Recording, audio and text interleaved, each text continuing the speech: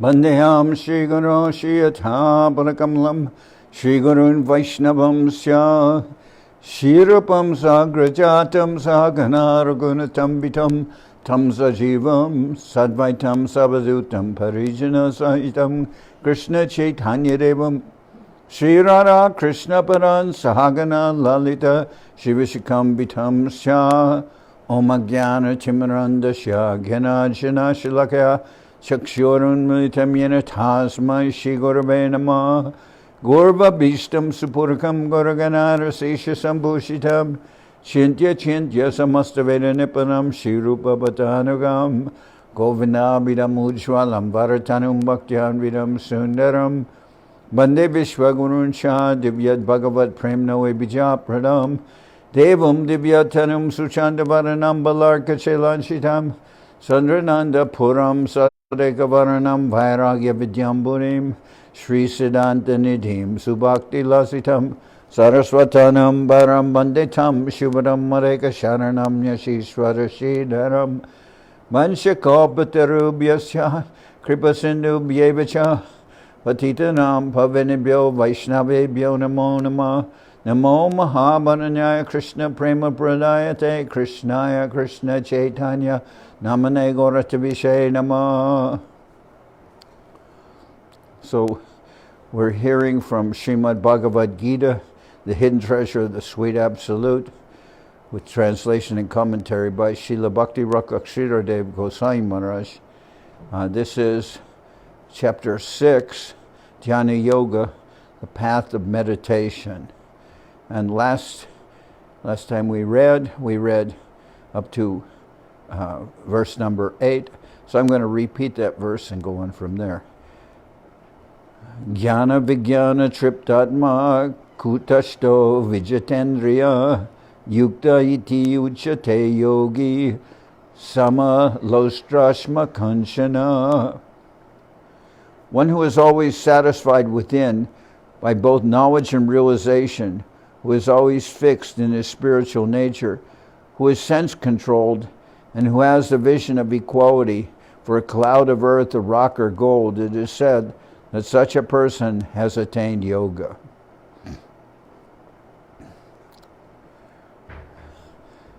So yoga, as we've said, means becoming attached to spiritual substance and making a connection. And simultaneously, obviously, one is becoming disconnected from material attachment.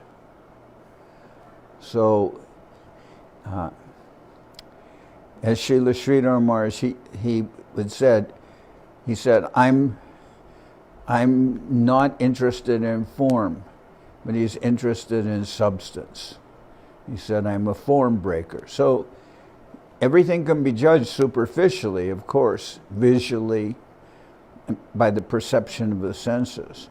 But one who is actually engaged deeply in bhakti yoga, one will see the utility of engaging everything in the service of the Lord.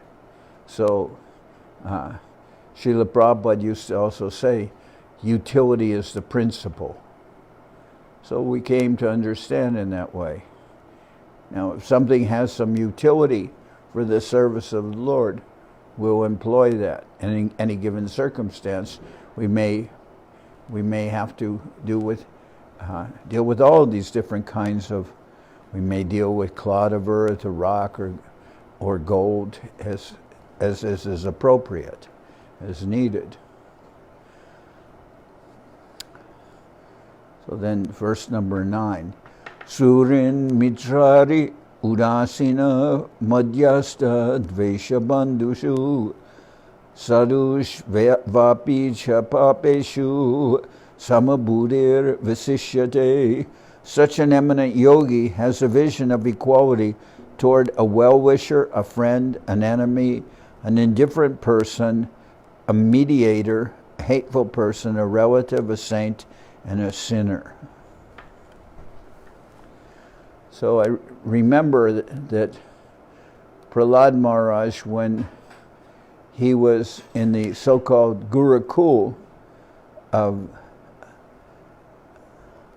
Chanda and Amarka. They are the sons of Shukracharya, who's the guru of the demons, and as such, he's trying to cater his education to basically politics, because Prahlad's father was interested that Prahlad would grow up to become a strong ruler and well-versed in politics. But immediately Prahlad Maharaj indicated that he rejected all these teachings because he said, I cannot base my life upon an understanding of friends and enemies. I don't see people in that way. So that has always been, for me, an inspiration.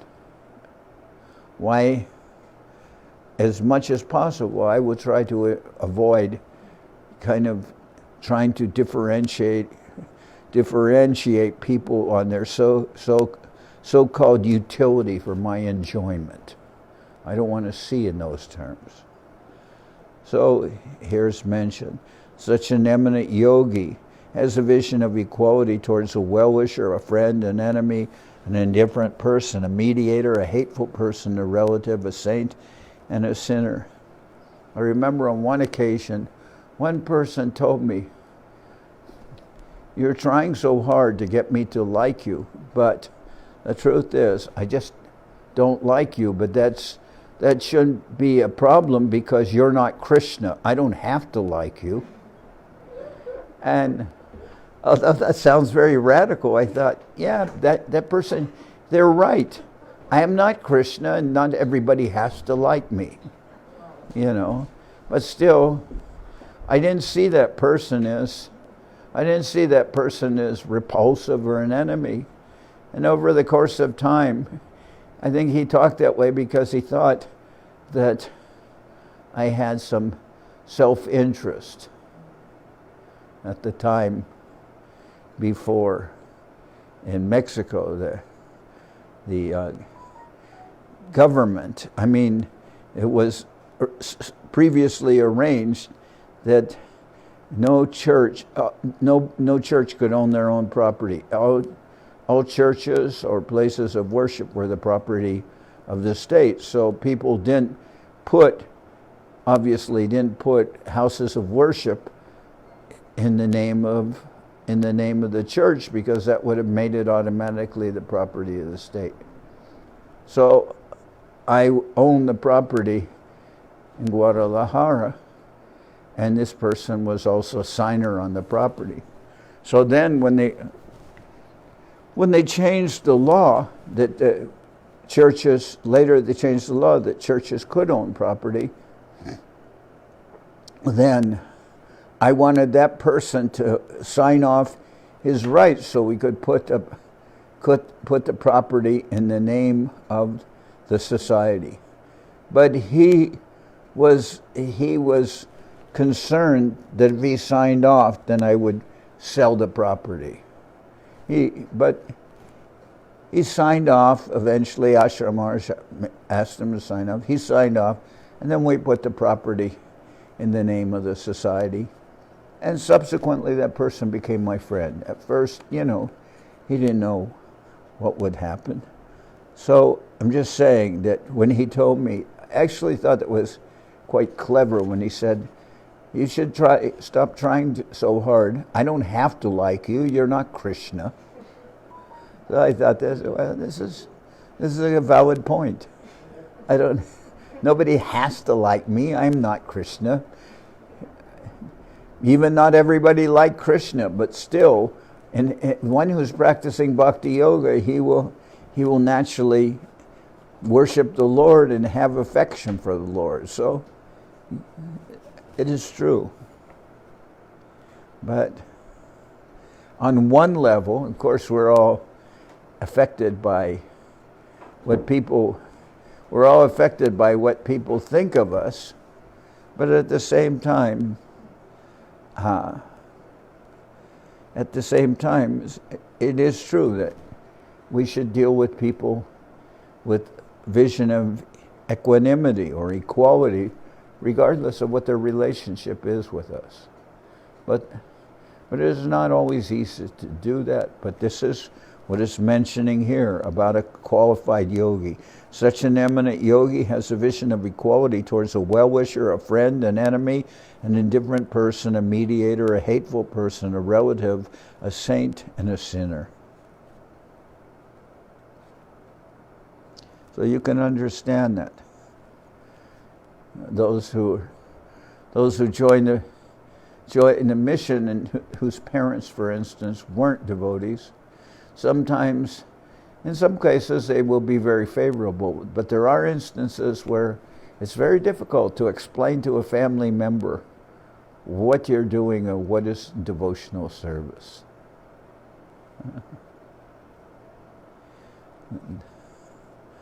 Yogi yunjita satatam atmanam rahasi stita ekaki yata chitatma nirashir aparigraha.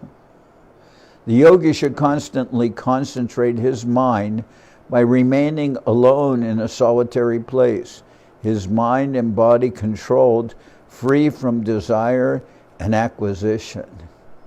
The yogi should constantly concentrate his mind by remaining alone in a solitary place, his mind and body controlled, freed from desire and acquisition.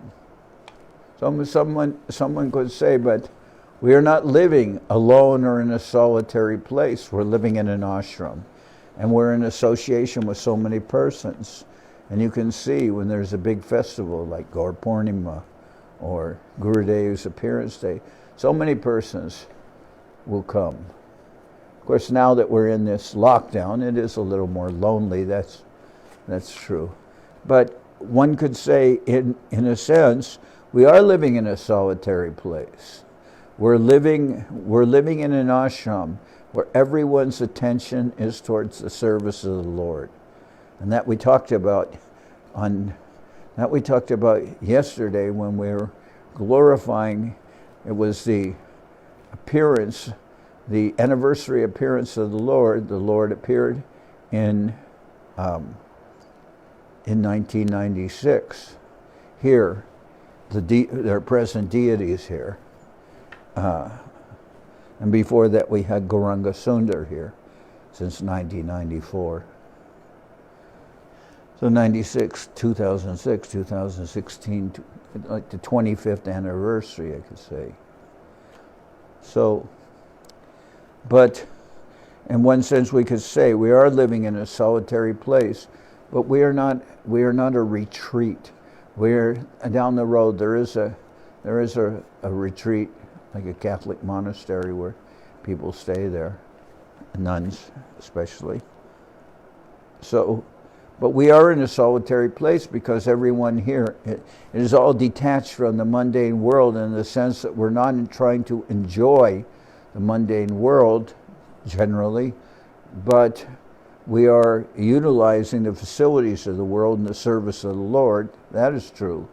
And the purpose here, as Srila Sridhar Maharaj said, the purpose of an ashram is to distribute sukriti to everyone. So that we're trying to do. But I would say the philosophical idea is not contradictory to what's being said here. The yogi should constantly concentrate his mind by remaining in a solitary place, his mind and body controlled, free from desire and acquisition. So we're also doing that in the ashram because all our endeavors, everything, is focused on the service of the Lord. So you can't just understand that superficially. You have to understand what is being talked about when it's said to live in a place where, spiritual values predominate. Now, there's a Spanish saying that says it is better to be alone than to be in bad company. Then you can understand in that case, if your association is not favorable to devotion, then obviously you should be in a solitary place by yourself. And many persons who attempt to do some kind of meditation or yoga, they'll try to do that. But Bhakti Yoga is a little broader in its vision. So we're happy to live in this association of like-minded persons who are cooperative in their service of the Lord. Shucho deshe pratishtapya stiram asanam atmana nati uchritam nati chicham shela jina kushotaram. Shucho deshe pratishtapya stiram asanam atmana nati ujritam nati nicham chelajina kushotaram tatraikagram mana kritva yata chitendriya kriya upa vish yasane yunjad yogam atma vishudaye. In a clean place, not too high and not too low, the yogi should establish a firm seat of kusha grass, deerskin, and cloth. Then sitting on that seat, subjugating all mental and sensual activity with one pointed concentration, he should practice meditational trance in order to purify his heart. In a clean place, not too high and not too low, the yogi should establish a firm seat of kusha grass, deerskin, and cloth. Then sitting on that seat, subjugating all mental and sensual activity with one pointed concentration, one should practice meditational trance in order to purify the heart. Now, if somebody does that, the chances are, first of all, we're not looking at just the superficial points here, like sitting on deerskin. One would sit on an asana, or kusha grass. Oh, these are points for traditional yogis sitting in trance, but that process will not be very successful for most persons. If they sit, now somebody could say, no, I do meditation. Yes, but generally people who do meditation, they will sit in a solitary place, sit on a proper asana, engage in meditation, and go to sleep.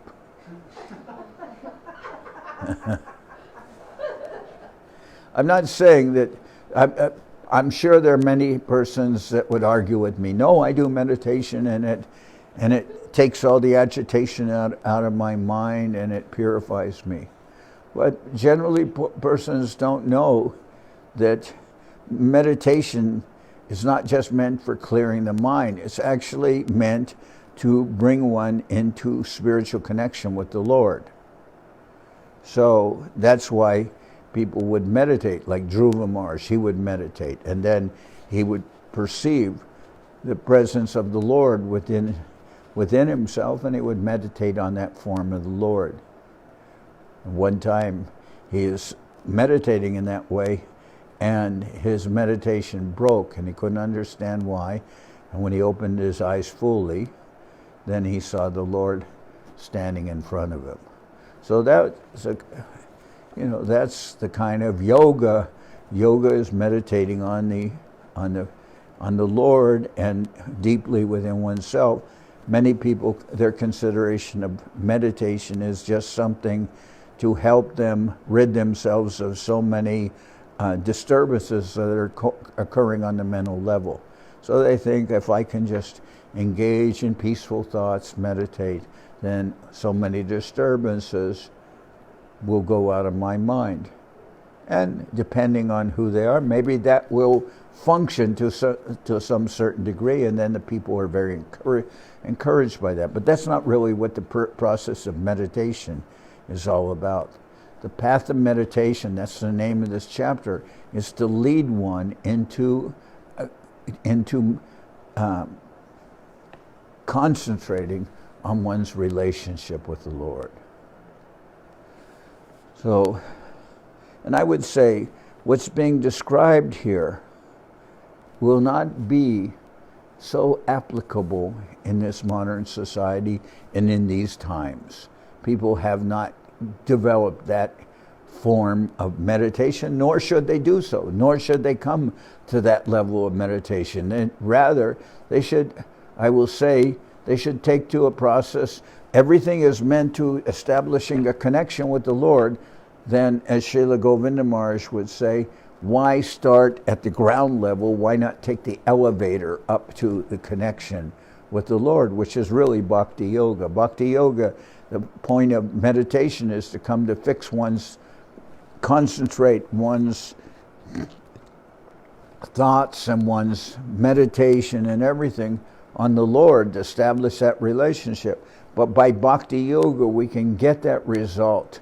And how do we get that result? By being under the guidance of the spiritual master in the association of the devotees. And, as it mentioned in the previous verse, in a solitary place, we can say, a solitary place we could understand to be a place where as Srila Prabhupada describes the temple, a place where the Lord's pastimes are going on, or the glorification of the Lord and his pastimes, as it said in the Bhagavad Gita, Janma karma cha me divyam evam yo vedi tatvata chaktva deham punar janma naiti mamati sorjuna.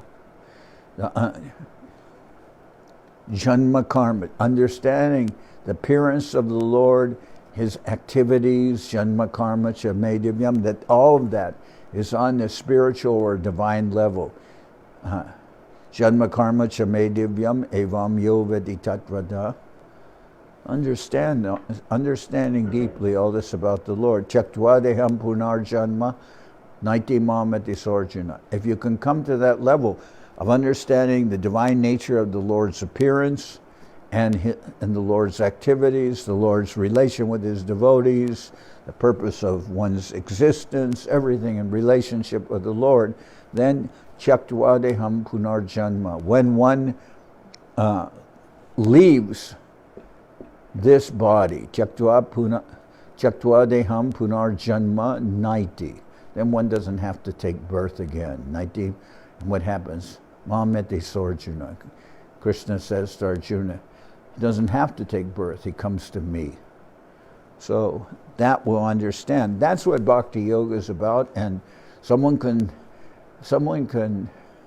try, going up through the many rungs of elevation and try unsuccessfully, I might add, this meditational process, or one can understand what is the point of this and come to the level of trying to establish personal relationship with the Lord. So you could say that will be our interest.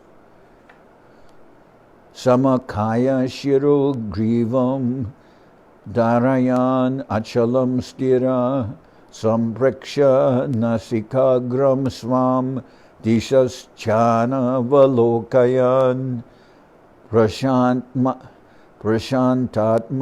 vigatabir brahmachari brate stita manas samyamya matschito yukta asita matparaha. Soberly keeping his body, head, and neck straight and upright, poised, the yogi should fix his gaze at one point as though between the eyes, without casting a glance in any direction, tranquil, fearless, and reposed. In the vow of celibacy, of brahmacharya, he should meditate on me as a four-armed Vishnu, and devoting himself to me, he should thus practice yoga. So here, Krishna says, while one is engaged in this process of meditation, he says, tranquil, fearless, and reposed in the vow of celibacy, he should meditate on me as four-armed Vishnu, and devoting himself to me, he should thus practice yoga. So in addition to all these other things that maybe someone can think they're practicing meditation, but then it's also said that one should maintain a vow of being celibate, which probably is not going to be very popular with aspiring yogis and meditationists, that they should maintain that, in addition to practicing this of how to keep one's body, head, and neck straight and upraised, and to fix one's attention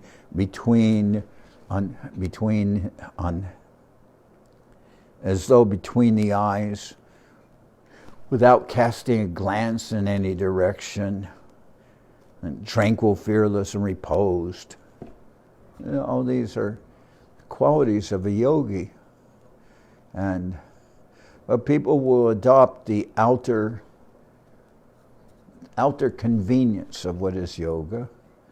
And as I've traveled many times, we've been asked to speak at yoga societies, different yoga societies. It's very popular in many countries, especially in Asia. There are many different yoga societies, also in America. Many of our devotees have been yoga teachers. They've taught exercises and everything. But I would say, if one reads the Bhagavad Gita, one will understand what is the purpose of yoga, which is really, as we've always said, to adopt a connection with the Lord and then to work within that connection. One should meditate on the form of the Lord. One should not meditate on something without form, although there is that kind of yoga. There is that impersonal yoga. That when Mahaprabhu is describing the Atmarama verse in the Chaitanya Charitamrita, he explains the Atmarama verse in 61 different ways to Sanatana Goswami. So there is those yogis who meditate on the form of the Lord and those yogis who don't meditate on the form of the Lord. But here, this is Bhagavad Gita, as we said, Song of God, Krishna's personal instruction on what is the most pure form of yoga, and which gives one the greatest result. That's being described to Arjuna, and here Krishna says that the yogi should meditate on his form. But I'm saying that one can get to the result of yoga, of that meditational yoga, or even any of the forms of yoga. Ultimately, they will lead to bhakti, to establishing a relationship with the Lord. If one gets beyond what is just the mechanics and comes up to what is the purpose of yoga, then that persons will understand. I have been trying, and my point is to establish a relationship with the Lord. Now that I understand my relationship with the Lord, that I'm the Lord's eternal servant, then I should engage as a servant in devotional service, and that will be bhakti.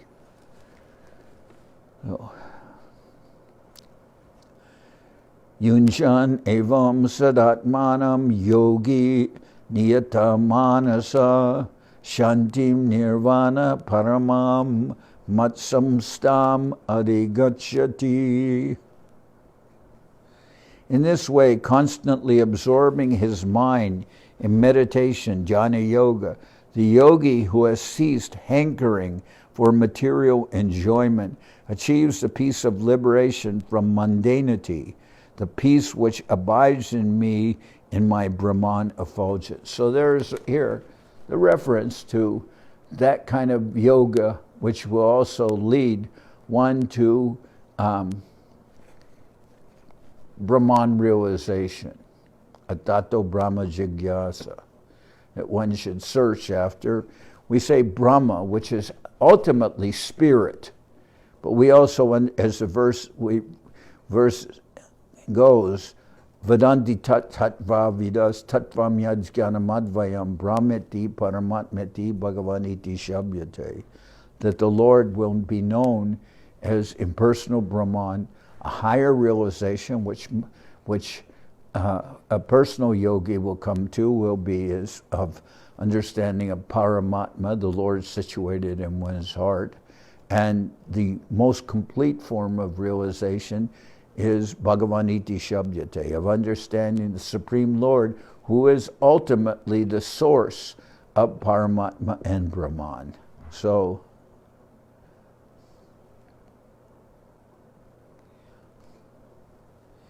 then, Nati ashnatas tu yogo, Nati ashnatas tu yogosti, Nachaikantam anashnata, Nachati swapna shilasya, Jagrato naiva charjuna.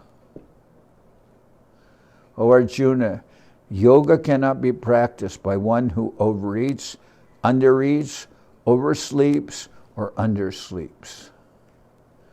Now, I know one person who was speaking about Bhakti Yoga, and that person was a little fatty.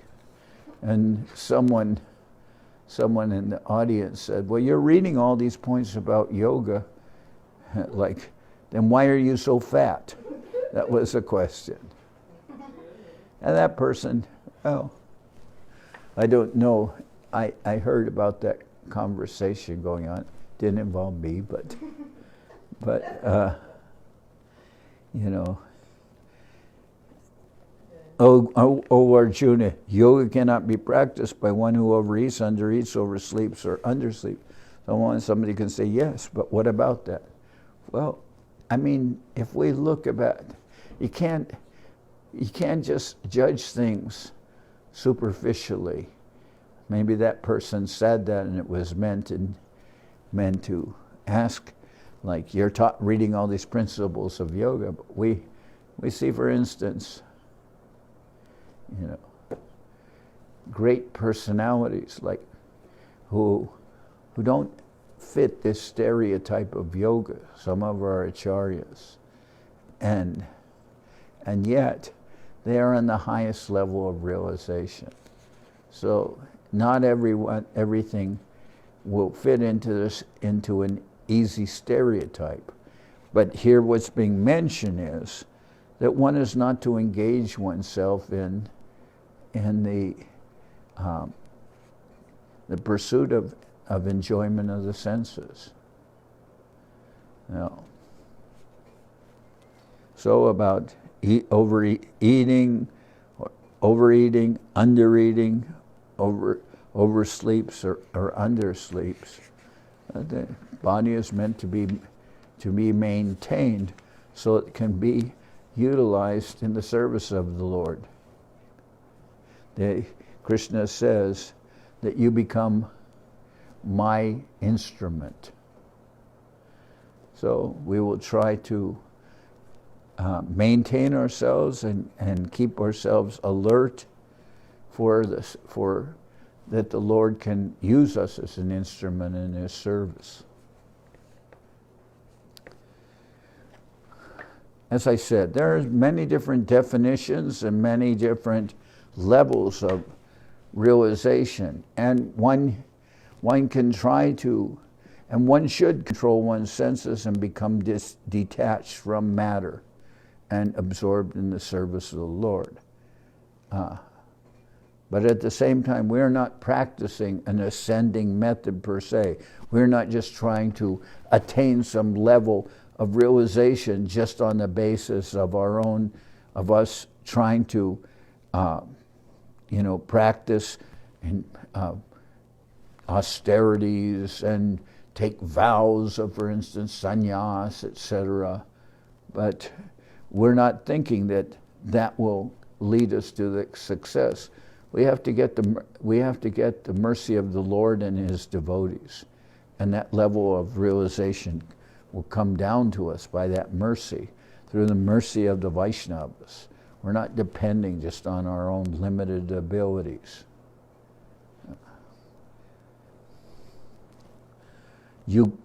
yuktahara viharasya, yukta cheshtasya karmasu, yukta swapna vabodasya, yogo bhavati dukkha. For a person who eats, relaxes, and works in a regulated way, and who keeps regular hours in proper measure, his practice of yoga dispels all his suffering. For a person who eats, relaxes, and works in a regulated way, and who keeps regular hours in proper measure, his practice of yoga dispels all his suffering.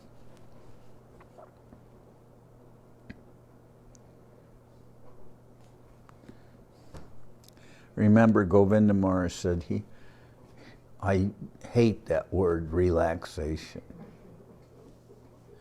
He always wanted to be engaged in service. But we remember a conversation, and that was Govinda Maharaj's divine vision, in a conversation that Mahaprabhu had with Sanatana Goswami, when Sanatana Goswami was very disturbed because he had contacted some source which oozed some liquid. I don't know what disease that would be. It came from contaminated water in Jarikhanda. And when the Lord would embrace him, that liquid from his source would touch the body of the Lord, and Sanatana Goswami was very disturbed about that.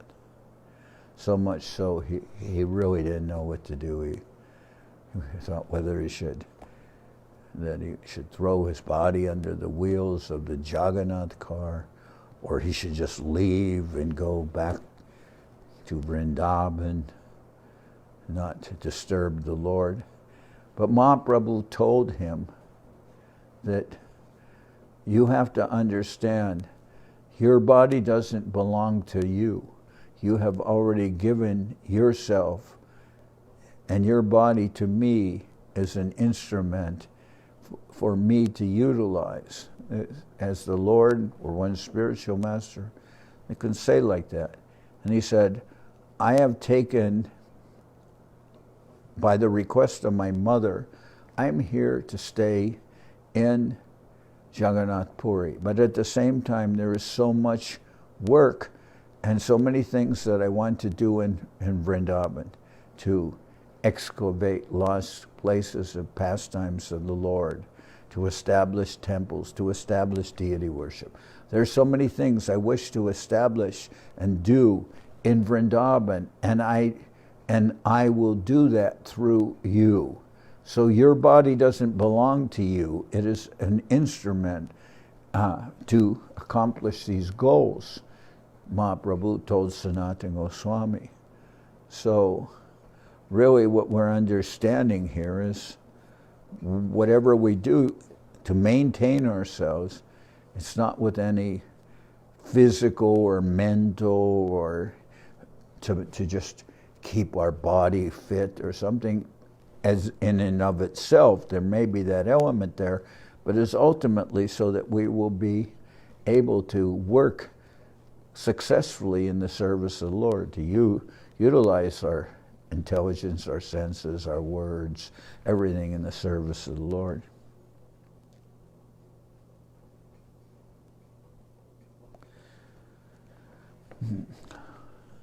Yada viniyatam shitam atmani evavatishtate nishpriya sarvakamebhyo yukta iti uchate tada. When a yogi withdraws the mind from mundane thoughts and centers it unwaveringly in the self, then free from mundane desires, he is said to be actually situated in yoga or linked with the Absolute. When a yogi withdraws the mind from mundane thoughts and centers it unwaveringly in the self, then free from mundane desires, he is said to be actually situated in yoga or linked with the Absolute. So,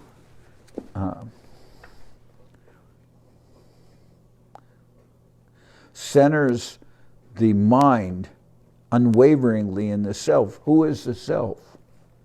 Well, the self is the soul. And as Mahaprabhu has said, Jiva Swarup Oi Krishna Nitya Das. That jiva is the soul. And that jiva has been said, that which will mean our constitutional position or nature, Jiva Swarup, our constitutional form, position, nature, Jiva Swarup Oi Krishna Nitya Das, is that we are eternal servants of Krishna. So that is what it means to be unwaveringly, you can say, centered in the self, and to be fixed on one's relationship with Krishna, because the soul or the self is the servant of Krishna. Then free from mundane desires, he's said to be actually situated in yoga or link with the Absolute. So that will be attainment of an understanding of what yoga is about and what we are all about. We're, as I've said, these are all descriptions of different kinds, different aspects of yoga. And some aspects of yoga, the essence of those aspects is appropriate, because there are also elements within Bhakti yoga and elements within the service of the Lord. Now, we may not practice all the mechanical aspects of yoga, although we have had devotees who maintain some, some livelihood by teaching yoga. But one would think that an actual practitioner of devotion or bhakti yoga, even while teaching others about, have some experience as yoga teachers, they will ultimately give their students some understanding of yoga, or what is the purpose. And I remember I went to one yoga society in China, and people were asking me questions. And I remember one question was, one person said, well, I have been here in this society for a long time, and I have studied under many different teachers here, because apparently there's some turnover. After some time, one person will go and another teacher will come there. And that lady said, and some of those teachers I liked, and some of those teachers I definitely did not like. So what kind of a position should I take in regard to my yoga? She was a practitioner for a long time. And then I told her what Govinda Maharaj is always saying, Trinada pi sunichena taror iva sahishnuna amanina manadena kirtaniya sadahari. If you actually practice what Govinda Maharaj says of humility, offering respect to others, and tolerance, then you can work with anybody. That should be the principle. And I told that woman, and she was actually thankful to hear that. Because otherwise, it's always going to be like eating a box of chocolates. Oh, I like this one, and I don't like that one. And I like this one, and I don't like that one. Well, that's not really, that's not what we're about. We're supposed to be adopting the principles that Govinda Maharaj has given us. Humility, offering respect to others, and tolerance. And when I told that person, she's just some person who's happened to be in a yoga society in China. She really was very happy to hear that. Then another woman said, oh, I'm relatively new, but I aspire to be a yoga teacher. So what should I do to become a yoga teacher? And I said, well, if you want to become a yoga teacher, I would say that the first thing that you should do is try to become a yogi. And then she said, but no one here is a yogi. She said, no one here is a yogi. And I said, that's not true. I said, I didn't say exactly that's not true, but I said, you see these girls who are here with me from our ashram. I said, they're all yogis. They're all yogis. They're all practicing bhakti yoga. They're all capable of teaching others about bhakti yoga. They live it all the time. They're yogis. I said, because she said, when I said, if you want to teach yoga, you should first become a yogi. And she said, well, nobody here is a yogi. And I said, okay, but these ladies here, they are yogis. They're actually living and practicing bhakti yoga. So my point was, maybe there aren't any yogis in a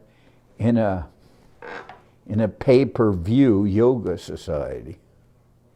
You know, that you pay to come there once a week and have some visual panorama of what's going on. I would say many people, their idea of yoga is to become fit or lose weight. I mean, or to keep themselves healthy. This in itself is perfectly understandable. But our conception of yoga is different than that. We're not just interested in paying somebody to take some lessons. And yet you will see, for instance, there's some yoga society down the road. People maintain a vow of silence. They'll write on blackboards or something like that. But they become very popular and also very wealthy, I might say, those yoga societies. But how do they do so? Because they don't insist on their practitioners giving up anything. They don't have to give up anything. Whereas, for instance, when we joined with Srila Prabhupada's mission, immediately we heard, well, you have to give up meat eating, illicit sex, intoxication, and gambling. That will not lead to your enrichment and popularity as a yoga society in modern life. You know, people like to hear that you don't have to practice anything, you don't have to give up anything, and if you just are embraced by somebody will give you a hug, then you make advancement. But, you know, that even that hugging is questionable under today's social distancing, how to practice that hugging practice. Or, you know, that giving people a hug.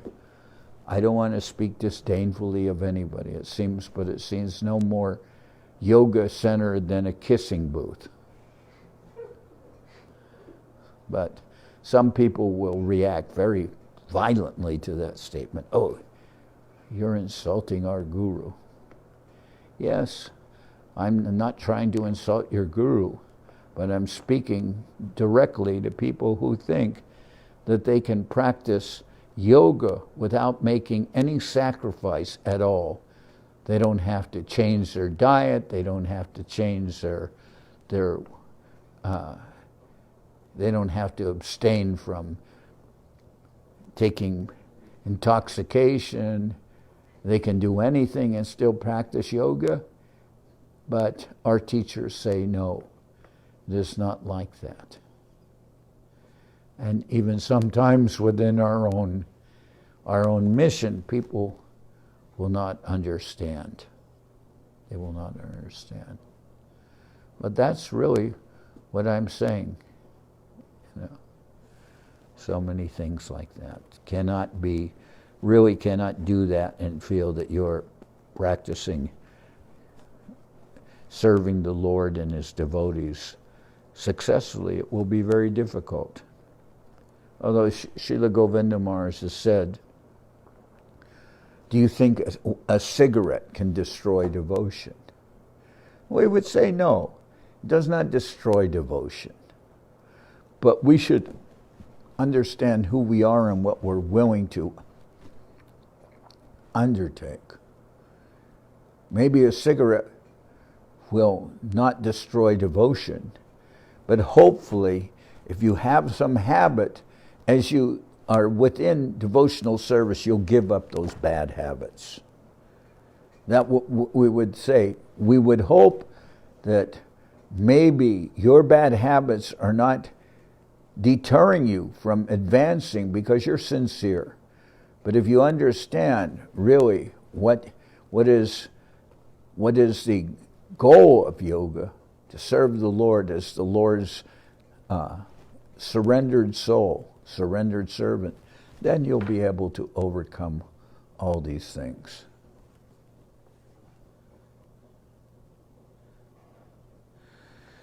(19)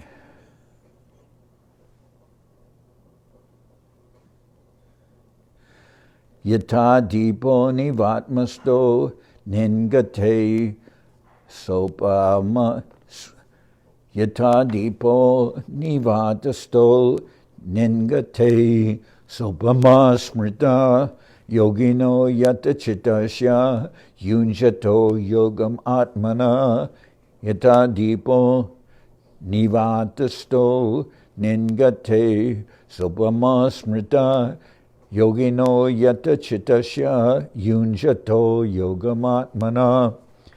It is said, as a lamp flame situated in a windless place does not waver, similarly the mind of the yogi absorbed in the self never flickers in its concentration.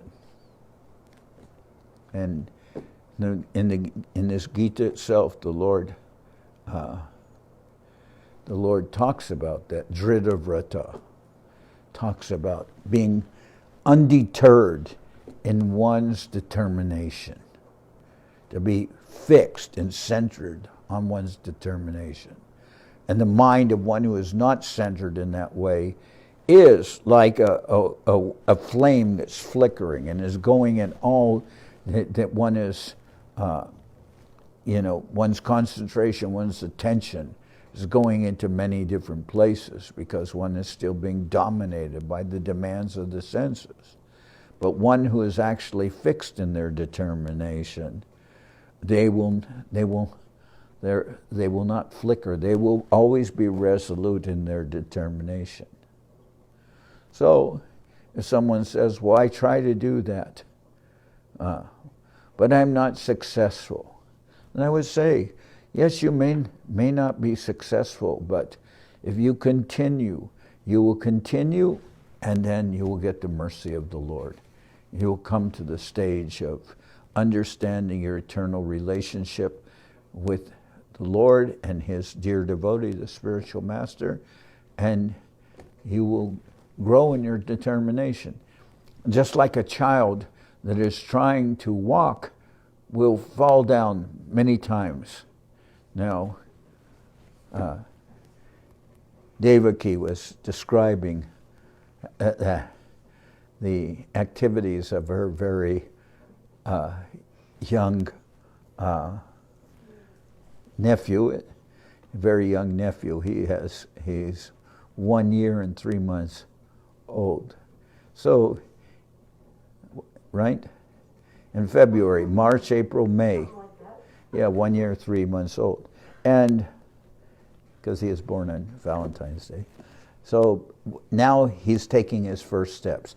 We saw him so many times grabbing onto his mother and standing up, grabbing onto a chair, standing up. Now he can take 7 or 8 steps and very wavering from one side to the other, and then sit down or fall down. But that's one example that we always heard, that when one is trying to learn how to walk, one will fall down many times and fall to the ground and then use the same ground to lift oneself back up. So the idea being that, yes, one apparently is falling, but at the same time, where one has fallen to, that will become one's next point of being able to start from there and use the very ground which he's fallen to lift himself back up. And then Govinda Maharaj says, well, that will be the beginning, and that everyone has to pass through that beginning, of falling to the ground and lifting oneself back up. But in the future, that person may be able to become like an Olympic runner or a great athlete. We don't know.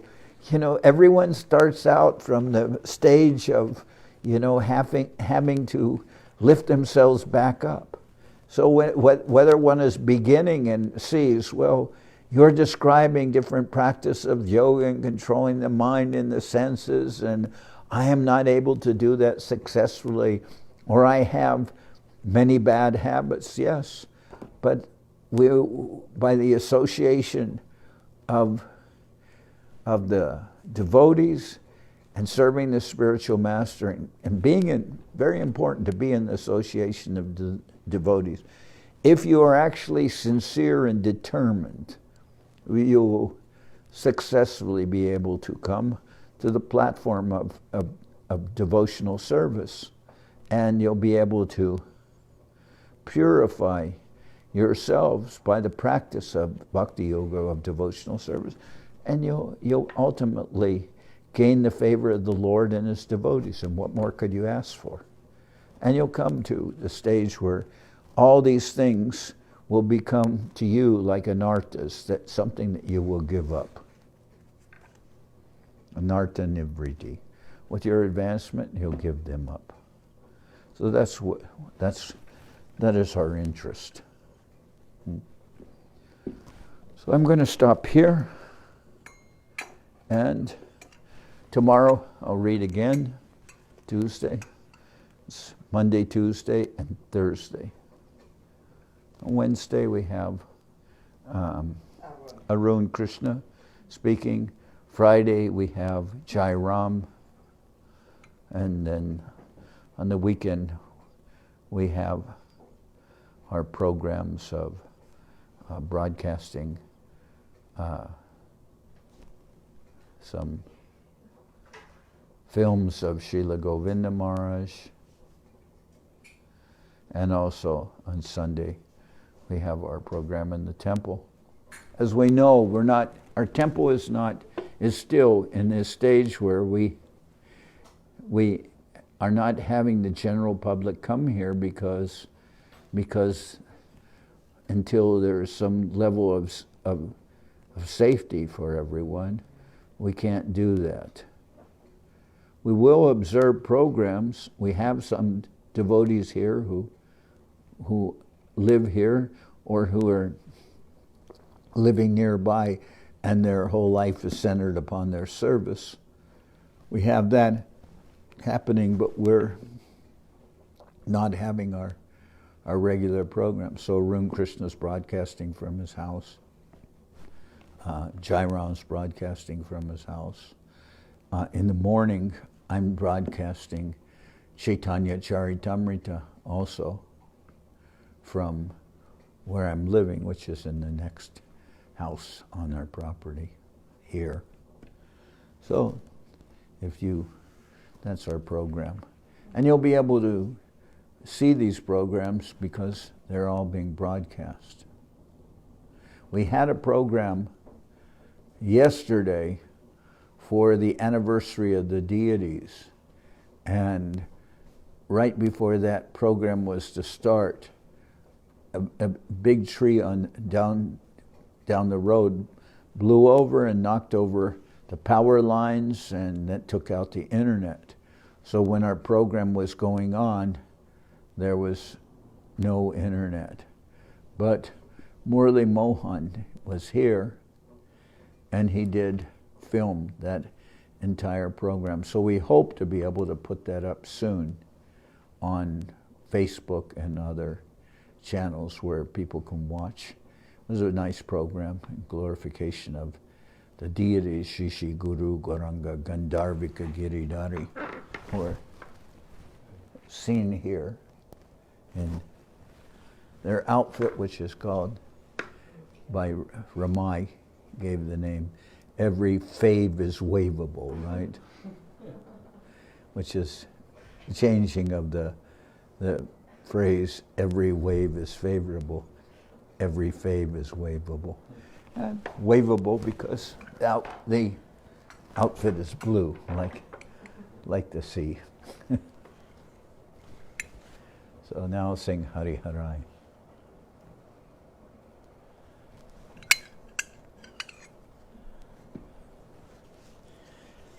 Hari Harai Namah Krishna Jaravaya Namah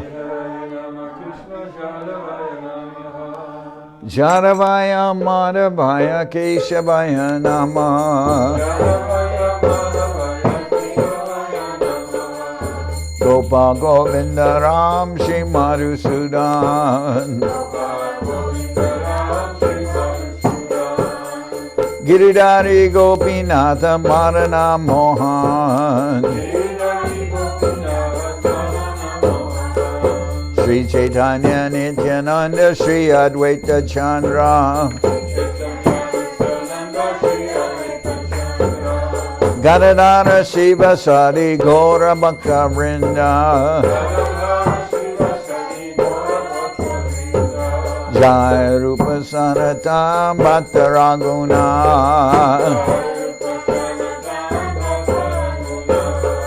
Shri Jiva Gopala Bhatta Dhasa Raguna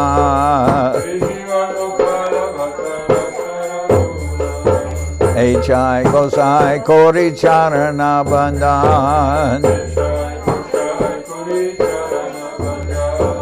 Jaite Vignana Shabista Puran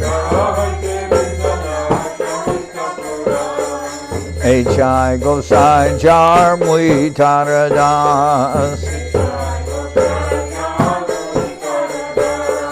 Tasava Padarenu Mora Panchagras Kader Charana Sevi Bhakta Sanibas Janame Janame More Abhilas H.I. Gosai Jabe Braje Koilabas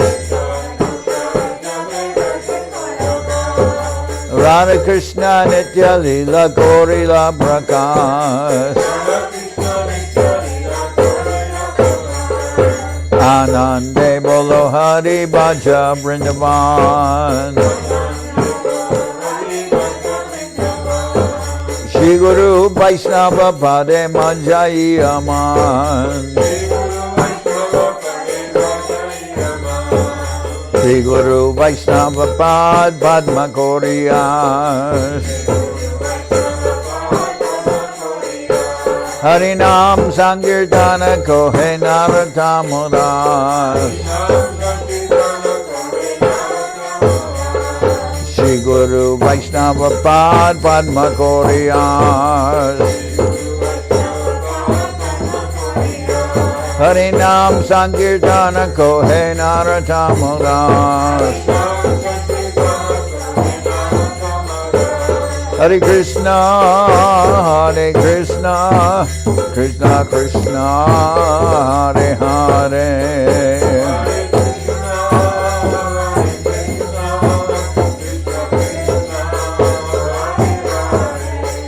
Hare Rama, Hare Rama, Rama Rama, Hare Hare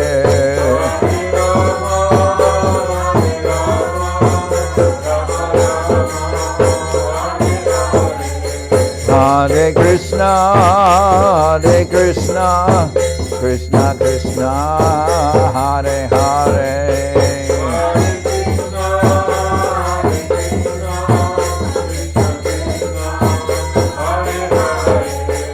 Hare Rama, Hare Rama, Rama Rama, Hare Hare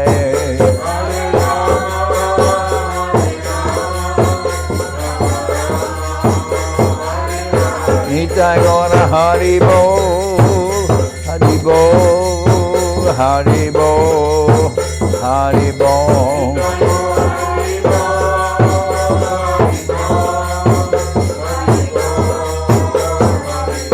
Nitai Gora Haribo, Haribo, Haribo, Haribo.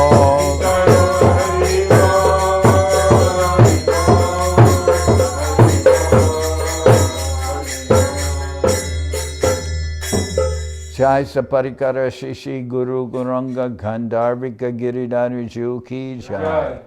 Jai Om Vishnupad Paramahansa Paravajaka Charyashta Tarasara Shishimad Srila Bhakti Sundar Govinda Dev Goswami Maharaj Ki Jai. Jai Om Vishnupad Paramahansa Paravajaka Charyashta Tarasara Shishimad Srila Bhakti Rakshak Sridhar Dev Goswami Maharaj Ki Jai. Jai Bhagavan Srila Bhakti Sunanda Saraswati Goswami Thakur Ki Jai. Jai Om Vishnupad Srila Gaur Kishore Das Babaji Maharaj Ki Jai. Jai Om Vishnupad Srila Satchidananda Bhakti Vinod Thakur Ki Jai. Jai Om Vishnupad Vaishnavas Sarvabhauma Srila Jagannath Das Babaji Maharaj Ki Jai. Rupanuga Guru Bharga Ki Jai. Namachari Srila Haridas Thakur Ki Jai. Shri Rupa Sanatana Bhatta Raghunath Shri Jiva Gopal Bhatta Dasha Raghunath Shad Goswami Prabhu Ki Jai. Premsika Ho Shri Krishna Chaitanya Prabhu Nityananda Shri Advaita Gadadhar Shivasdi Shri Gaura Bhakta Vrinda Ki Jai. Jai Om Vishnupad Vishvavaranya Srila Bhakti Vedanta Swami Maharaj Prabhupada Ki Jai. Jai Om Vishnupad Srila Bhakti Nirmal Acharya Maharaj Ki Jai. Sri Chaitanya Saraswat Madhacharya Vrinda Ki Jai, Ananta Koti Vaishnava Vrinda Ki Jai, Shri Navadip Dham Ki Jai, Shri Ram Mayapur Ki Jai, Saparshada Shri Nityananda Prabhu Ki Jai, Saparshada Shri Mahaprabhu Ki Jai, Shri Koladvip Ki Jai, Shri Chaitanya Saraswat Mat Ki Jai, Soquel Shri Chaitanya Saraswat Seva Ashram Ki Jai, Ganga Devi Ki Jai, Tulasi Madharani Ki Jai, Bhakti Devi Ki Jai, Shri Vrindavan Dham Ki Jai, Shri Shri Radha Krishna Go, Gopi Govardhan, Shyam Kunda Radhakunda Kalindi Yamuna Ju Ki Jai, Samaveda Bhakta Vrinda Ki Jai, Shri Harinam Sankirtan Ki Jai, all the assembled devotees Ki Jai. Gaur Premanande Hari Hari Bol. Shri Bhakti Pavan Janardan Maharaj Ki Jai.